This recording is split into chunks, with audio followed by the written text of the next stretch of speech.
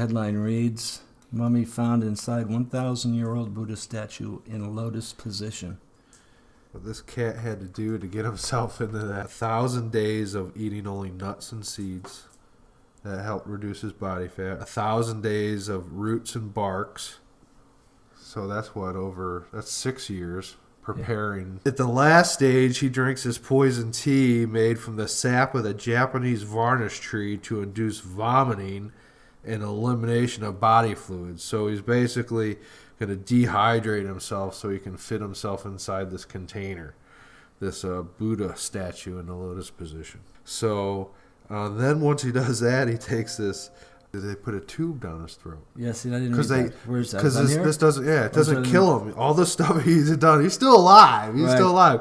And they put him inside this thing. They put a tube down his throat, and he's this skeletal monk, right? And he rings a bell every day to let him know that he's alive.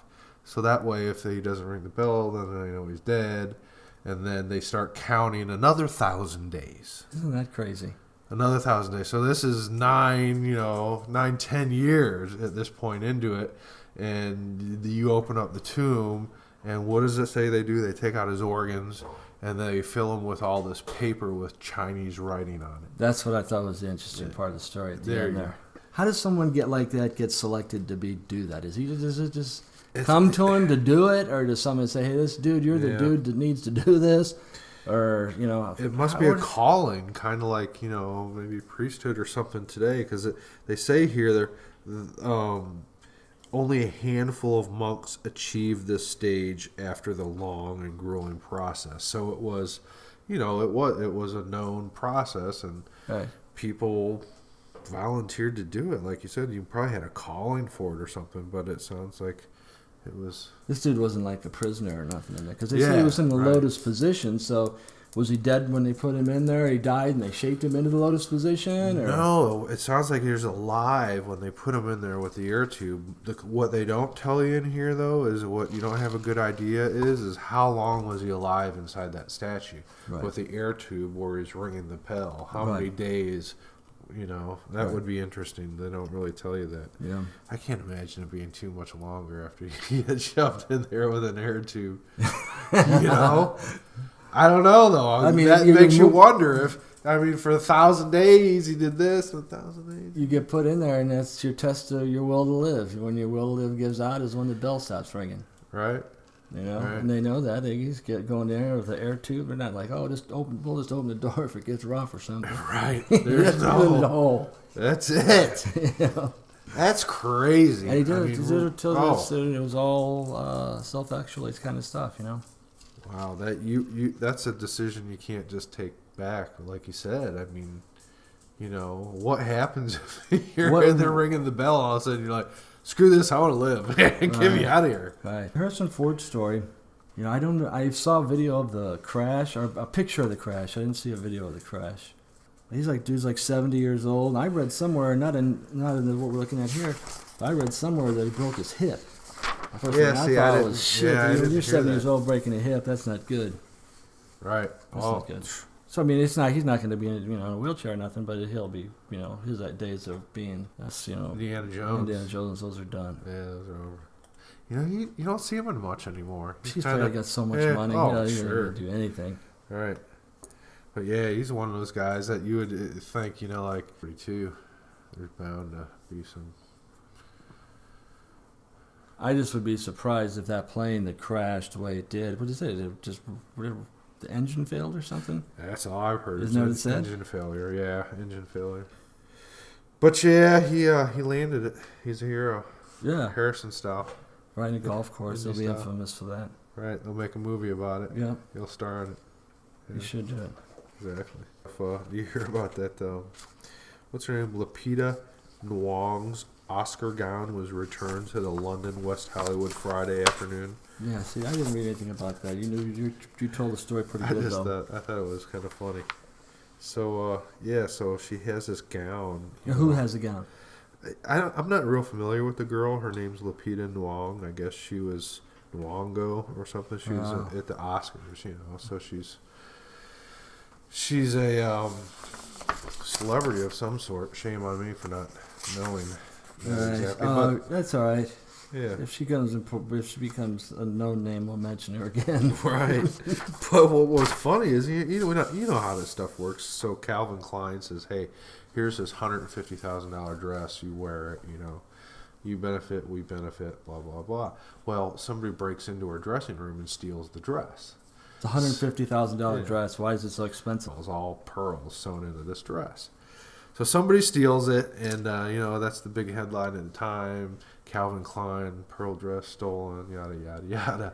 Well, anyway, the guy returns the dress 2 The days thief later returns it. because he has the dress looked at, and they're all fake pearls. Oh, nice. And so now Calvin Klein wants to do everything they can to sweep the story under the rug. They had to have some sort of response to it. Did they have any response at all? Oh no, I just heard that they're not going to press charges. On the guy who stole the fake dress. I don't think they're going to pursue the matter. I think they'd rather, like I said, just let the story. I think die it's an in excellent natural representation of the fact that nothing is real in that world. death. Right. Nothing is real. Exactly. Oh, the one about Kurt Schilling. Yeah. It's been going on here for a while. Yeah. See, where did the trouble start? On what medium? Was it on Oh, Twitter? it's Twitter. Yeah, Twitter's where It it was started. Twitter. Here he is. He's a Yeah. It's he's gonna famous. he's gonna be in the Hall of Fame. Oh, Right? yeah. So he's a great pitcher, and he's got lots of followers, and so he congratulates his daughter for some accomplishment. Just an innocent little nod to her. So people take that as an opportunity to take some shots And who? at the daughter. For what reason? Because he brought her up. Exactly. For what reason? Just because he brought her name up, Some people say, okay, so you brought her name up, now she's an open target for anything we want to say. I mean, that's that's the interesting. anonymity of Twitter. People just, like, nobody knows who I am. I can say whatever I want. And you hear about all the time, the stalking and this and that. So they start saying this crap about his daughter, and then it starts getting ugly, like really ugly, to the point. And how old where- is the girl? Oh, I'm not sure. Was she 17? Was she that 17 young? years old? Yeah. Yeah. So Gabby Schilling takes the two most vulgar, disgusting comments, and he tracks these guys down, and he finds them, and he gets them both fired from their jobs. Oh. And so, so there's a whole debate. I mean, you hear these one people saying, and somebody else brought this up on the radio. I give them a nod if I could remember, but so people go, well, what about their First Amendment rights? Well, I say, well, their First Amendment rights aren't being violated. They weren't thrown in jail, but just because you have the right to say something doesn't mean there isn't consequences. Right. And so Kurt Schilling just made sure that he made those consequences be known. Yeah, it doesn't. You don't hear stories like that very often. Right. Doesn't mean they don't happen. I mean, people are held responsible for what they say a lot of times on media. People get sued for that, saying inflammatory or, Right. libelous type stuff. Exactly. No, I thought that was a great story. Like I said, I mean, I'm one that have been known to have a temper before, and I know I've said or emailed things before that I wish I could take back. Nothing that bad, but you know what I'm saying. I've sent some pretty bad ones too. I have too. It's I don't want to say it's easy to do, but you definitely got to check yourself. I mean, it's a different world, man. You're responsible for everything you put out there. Yeah. So, what about the? Well, the interesting thing about that too is that it all takes place over Twitter, and that kind of has a segue into that Google story. Right. And Google Plus is dead. I remember getting invites to it, and I've used Google email since I had got an original invite to be get a Google Gmail before you could get them, and then they became everywhere. Right. And I looked at what Google Plus was, and the one social media that I use is LinkedIn. Right. And I get contacts from that, from sometimes people that I don't want to hear from, honestly. Yeah. Right? Sure. And you feel kind of like, oh shit, they sent me an invite or whatever the hell it is. So you had experience using Google Plus. Yeah. No, I have an account there, and the reality is, I don't use it as much as I do Facebook, just because it's hard to change a whole audience like that. It's like all my sisters and family, and Maybe don't have to go to Google they're Plus. on Facebook. So Google Plus really was targeting that photographer community, and they really did a good job of making it a very photo friendly place. Nice place to really display. They give lots of storage, so it had a lot of good benefits. But there were certain things that it's hard to go up against a Facebook, and I think that's what they were shooting for, and it just fell short. It was never going to get there. Well, I didn't even think it was falling against Facebook's fault that they failed. I think it's their own fault. They should have carved out something and created something a little different. I looked at the Google Plus interface, and it was. I got invites. I think even maybe you sent invites. It was from weird. Google, It is. from It's Google weird. Plus. Yeah. It's not even as weird. I just don't. I look at it. And I don't immediately see the value. All I see is a user request for a username and password.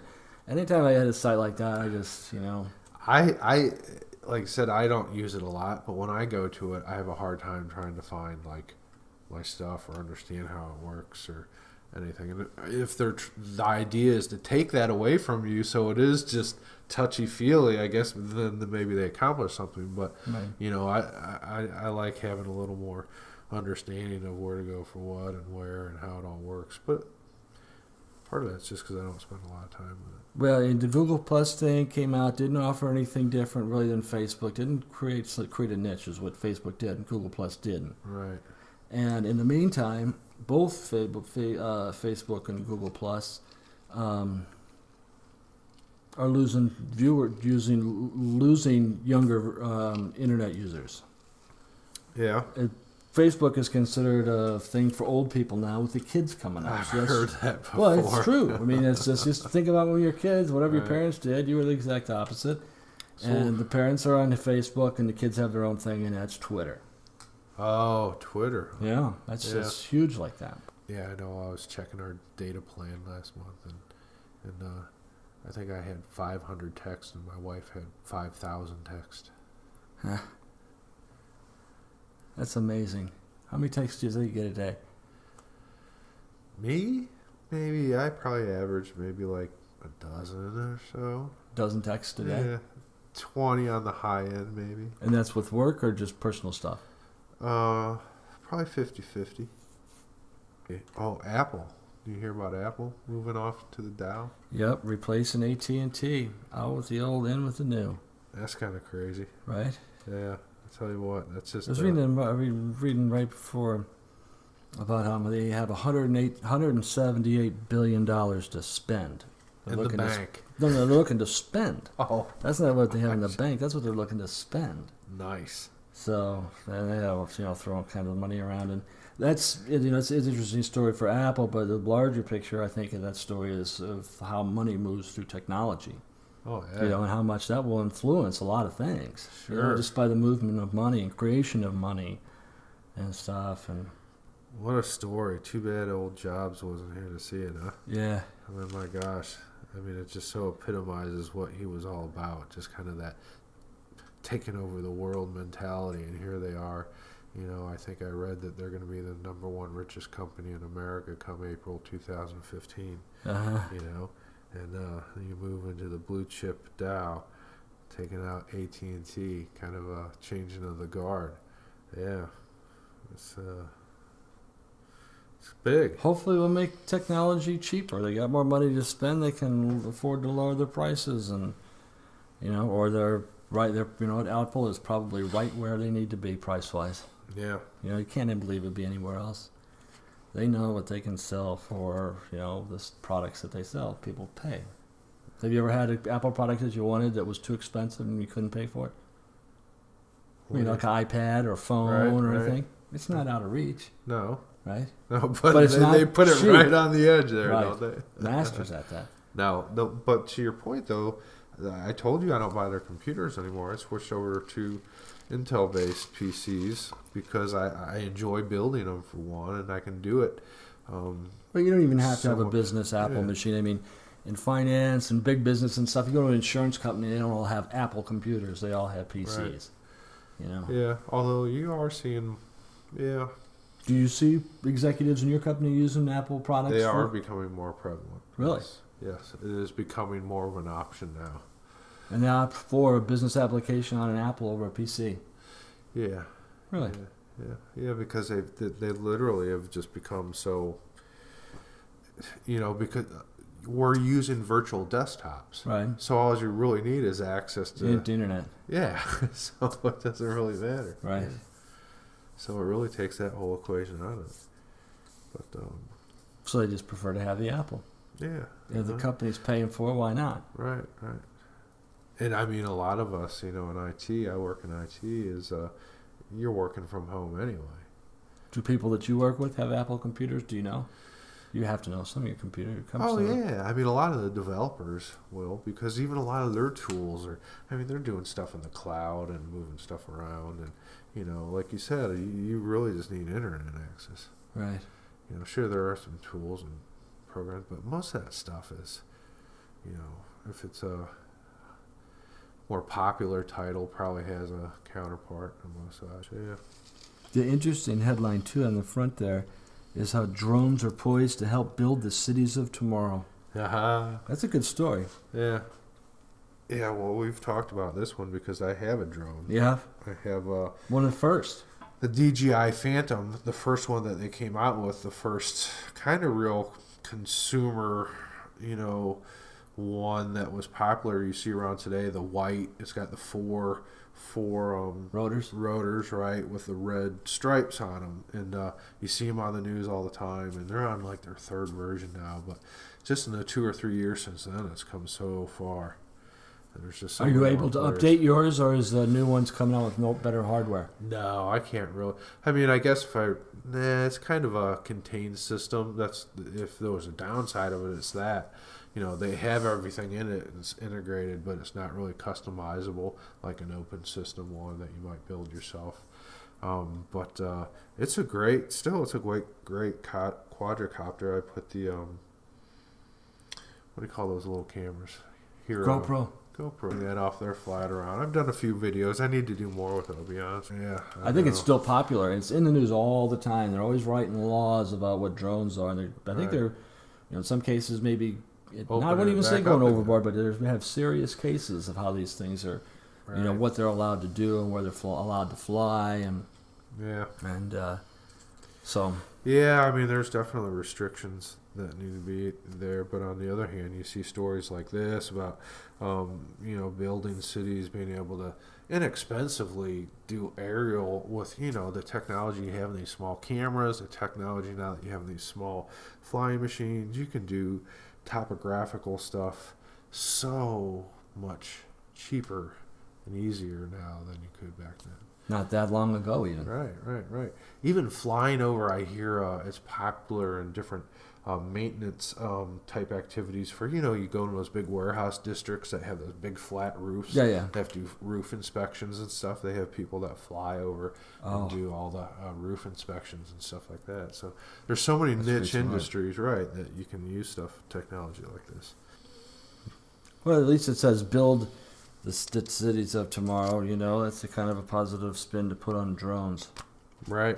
Because when I think of when I think of that headline, what I immediately think of is, I'm sure you've seen it, at least one time in your life, where you're at a big building site, and in order to bring big materials in, they have to fly in helicopters. They have them like on Huey sometimes, right? Big sections of roadway or big steel buildings and stuff.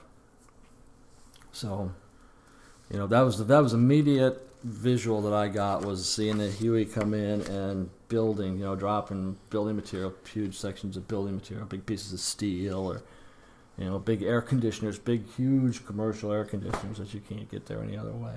Yeah. I remember seeing that growing up around here when we were kids. It says a dean at a Boston high school was arrested for shooting one of his students in the head. A dean of a high school. 17 years old kid. This guy, what the hell is his name here? says a dean at Boston Public High School has been fired after he allegedly shot one of his students execution style. Execution style. Yeah. In addition to his work as dean of academy at the English high school, Sean Harrison is the guy's name, ran a major marijuana distribution enterprise. So he was a big weed dealer. Oh, great. And his victim was a 17-year-old kid he had allegedly hired to sell marijuana for him. Uh-oh. And Trouble the teacher paradise. shot him in the head. And, you see a picture that, you're doing a podcast, you can't show a picture of what this guy is. So maybe you can get one and put it on here and along with the recording. Right. But the Breaking Bad TV show had it like Gus Fring with this, this punk kid like you'd think in high school. Yeah. So it was like, very much parallel to what is this life imitate art, or is art imitate life kind of thing. And what was the other one that was kind of like the cross-dressing Monsignor meth guy? What's up with that? Here's another guy. Well, see, we put these crazy stories together for a reason. So also got the cross-dressing drug dealing Catholic priest. He's facing 11 to 14 years in prison for selling. What was he selling? Methamphetamines. Yeah. So here's this another segue into yeah. It was worth more than $300,000 while he was in his Waterbury, Connecticut apartment. He ran a pornography store, and Monsignor. yeah, and he's a Catholic priest. And the funny part is the Catholic Church put out a press release and says, "Oh, this isn't very good. We're going to have to talk and see what happens to this guy." As if they need to have some sort of special meeting to talk about why this guy's such a dickhead. Oh, me, oh, my. Right? I mean, That's just crazy. yep. So it's like, oh shit, but the church gets away with a lot of crazy stuff, and God bless them if they had the ability to protect the people in their church and not have them just be destroyed right out the chute. Maybe that's a good thing. Now, does it make a difference if that $300,000 went to the church or not? You can bet. I didn't read. How did he get busted? Do you see how he got busted? No. How did he get? No. Oh, it says here that he bought the adult video and sex toy shop. So, right. He was a pornography guy. So that's where he took the $300,000. Oh, no, he was running. That's what the pornography store is. What is using to launder his cash. He didn't sell anything into there. I gotcha. Right, that was a setup. So he's using. Okay. Here this guy was. Made it look like he was selling. No, this guy was willing to break all the rules. That's basically what you look at. Right. He was like every single rule there is. It's so. Well, they had some undercover guy buying from him. Yeah. How many times did it say? Like 4 times? No, 4 times. 6 times. Bought from him 6 times between September 20th and January 2nd for more than $3,400 for 23 grams. I can see it now. Forgive me, Father, for I have sinned. It's been 2 days since I bought some meth from you. Hook me up. Slide the money across the table, son. Say 3 Hail Marys and Our Father. And so they're selling meth. So is the message that they're selling crack or meth in the Catholic Church? Is that the hip thing now? You go up there, instead of giving you a wafer, they give you a disco biscuit. Like I say, truth is stranger than fiction. Man. Yeah, and these stories, and there's other stories. There's this mayor in Canada, this Rob Ford guy, and you said you hadn't heard about it, but he was in the news a lot last year. And, right. He was a crack smoking guy. He was always drunk and passing out, and and they have crazy pictures of him and stuff, and it's just you see these things. And this is what I was talking about earlier. You see these people, and what makes them funny isn't that these guys are characters. It's the fact that they're representative of people. They're representative. Sure. A mayor is representative of the people that he is a representative. That's and the people. He is a representative of the people. He's not to say he is representative of the people. Right. So the people are like him. He's not the only one there that's fucked up, smoking crack and partying and and crashing cars and whatever. Dudes that totally party too hard do. Yeah, stuff happens. That's for sure. I mean, what was the other guy in Washington D.C.? Marion Barry. Right, they caught him on film smoking crack too, and they elected him again after he got done that. And it's the same thing. I think that there was, all these things tied together is the whole drug culture thing. And sooner or later, it's going to have to be addressed. You know, one of the things we talked about earlier, there are banks on Wall Street, and you have to check the numbers, but it's in the billions of dollars of drug cartel money that they Sure. launder for the Mexican drug cartels. These big banks in Manhattan get caught doing this. Easy money, play dumb, turn a blind eye. Yeah, well, it's pretty sophisticated, and when they get caught, which they did, you know, for whatever reason, they pay like this minuscule fine, like probably 2% maybe. I don't even know the exact numbers, but not much at all. They paid a small fine for doing it, and nobody went to jail or nothing. And these guys are enabling. These are the enablers of the drug cartels. If the drug cartels, they couldn't do anything with their money if it wasn't laundered through these big banks. Right. There's a guy on does a show on the internet named Max Kaiser. And he used to work on Wall Street. You have to watch one of his shows. He's this real animated guy. And he used to talk about when he's on Wall Street and on weekends, so like Thursdays, Fridays. This is paraphrasing, but I had the gist of the story. They would sit in bars and watch limos full of cash going to the banks. Nice. And it was just like it was part of the culture. It was just the big limos full of cash going to the big banks, and it was the drug money. Sounds like Tony Montana and Scarface, but legal. Right? But legal. Legal. Right, so then you hear about stories like this guy is dealing drugs and a teacher, or the guy who's dealing drugs is a Catholic priest, or guy's a mayor. You know, it is. All these people are, you know, high profile enough to be representative of those things, and it kind of is representative without making any moral judgment. It's an interesting sign of the times. Right. You know, culturally things are changing. Yeah. But what about across the pond? They're changing for the better over there, from what I hear. For what? Oh, just their kind of approach to vacationing and enough of all these crazy monsters. Yeah. I want to talk about, is it Danish sex I see here? Yeah. Is it those crazy Danes at it again? Right. Well, Denmark? What they did is they put together a video that encourages people in Denmark to go on vacation and have sex and get the women pregnant so they get more people in their country. That's basically what it is. They're looking for more people? Hell, they got jobs. If you got a job, I'm there. That's what you think. What's up? How does this work? Do I fill out a form what? There's something very interesting going on in society, and even it's affecting Japan in the same way, where people aren't reproducing. And they did this in part of the same story. They said that in Japan they're approaching the problem from an engineering perspective, right? Oh, and what's that mean? Well, you read about how it sounds like something that was written on a goof site, but they were going to tax attractive men and give their money to less attractive men, so they could become attractive to women.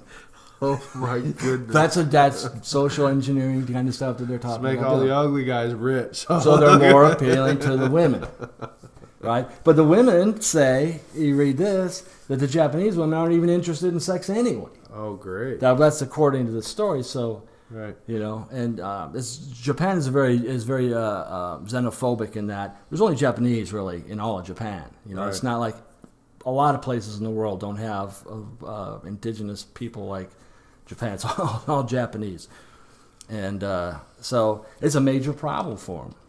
Right? They don't have any influx of any other races of people to come in and help build their population up, and the Japanese are among the oldest living. So it's going to take more people in Japan, they know, to take care of the now old and the getting old people. Sure. You know, so if they don't have the taxpayers and the tax base to pay them, what are they going to do? That's crazy. Right. There's got to be a better idea than taxing the good-looking guys, though. I agree. Yeah. But these Danes, so the Danish government says, what do? They created a racy YouTube video. You can search for it out there. What was it called again? Oh, I don't remember the title. Was the title? Do you print the title? Yeah, I forget. But so basically, they create this promotional video, basically telling their people, hey, go on holiday, have sex, make babies, and bring those babies home to... Right, and then they had this really sexy girl in the video. And you follow her to Paris, And they point out the hotel room where she was supposedly conceived, right? And Oh, she's right. on the bed, and she's really cute and blonde and young. And so, it's kind of emphasized, oh, this is where she was made, and that's why we're here. It's supposed to inspire you. And so it was an interesting thing. Visually you look at it, and the message is kind of one of the things that immediately, they say you were eligible for like 3,000. They were give you $3,000 in baby supplies plus a free trip for the child, family and the that's child. right. You have to just have a kid, and they'll pay all this money to you. Yeah. I mean, you can't lose. I mean, especially if you're planning on starting a family. Yeah. Just go on holiday, start a family, and you get 3 years of child supplies. Right. And another family vacation with the child. Right. Well, one of the things, too, is that they're doing this because they think that money is a big motivator for why people aren't getting married and having kids. Because they're expensive.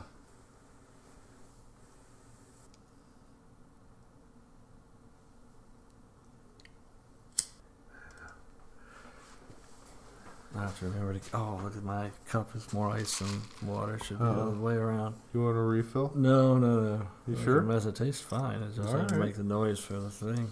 Oh, I hear you. Down the We road, were talking about having earlier. We were talking about having drink girls and stuff. Right? Yeah. Girls bring But we can both agree that was dreaming.